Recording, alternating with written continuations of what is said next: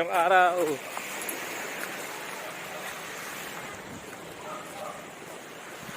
Init na ulit. Sarap sana rito.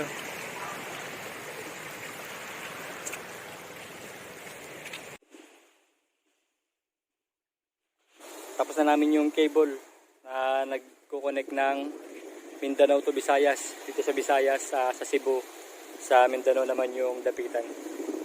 So ang magiging purpose yata nito is, kung di ako nagkakamali, parang palitan lang sila o hiraman sila ng supply ng kuryente. Hindi po siya tungkol sa internet. Sa supply po siya.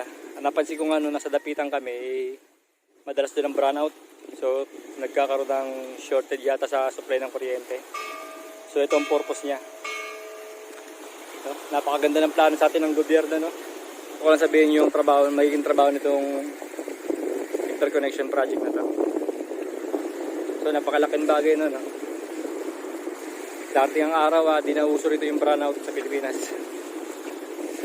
Sana makatulong dito pagdating sa pagbaba ng kuryente. Nakalimutan ko magdala ng goggles. Hindi ko tuloy makita sa ilalim, so kayo na lang sumilip. Yan. Mula rito sa tinutungtungan ko, balot na siya ng puro sementong may buhangin, yung semento na may kakayahang matuyo sa ilalim ng dagat.